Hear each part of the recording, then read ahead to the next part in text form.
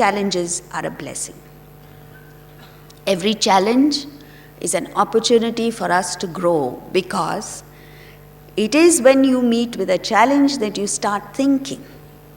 For instance, when we became aware of the fact that the petroleum supply in the world might diminish, then we started getting creative and came up with hybrid cars, electric cars, so on and so forth. Until then, we were complacent. So you get creative, you look within. When you meet with tragedy, that's when you look within and search for answers. You think of the higher. That is why Kunti prayed to Krishna and said, may we continuously face challenges in life so that we may think of you. In sport, like tennis, badminton, players are constantly looking for the opportunity to play with stiff competition to enable them to improve their game. If they were to play with people like you and me, their game would deteriorate. In fact, problems are all imaginary. All problems stem from a feeling of inadequacy.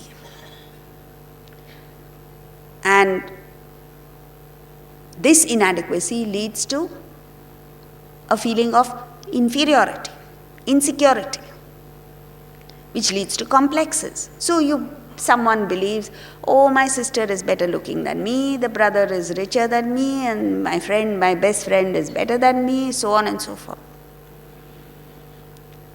And all this springs from a sense of emptiness within, lack of self-sufficiency.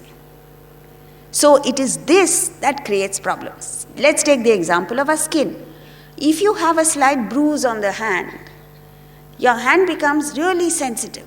So even a feather touch is enough to give you intense pain.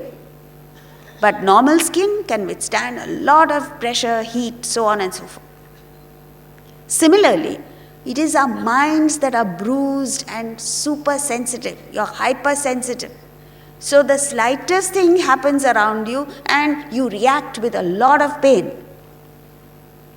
That is not because the world is bad. It's just because your mind is bruised. So once the mind heals, once you become healthy, the same challenge no longer affects you. One of the most important things is that we hold grudges against people for no reason at all. You hold grudges against a boss for shouting at you without understanding the spirit behind it. And in fact, what happens is you pay a huge price for a fault of somebody else's, mistake committed by someone else. So if someone shouts at you, you should first examine and find out whether you deserved it. If so, correct yourself. If not, just say the person made a mistake, finished. But to hold a grudge, and that too for years together, and seek revenge is the worst thing that anybody could do. We should develop the capacity to let go and move on.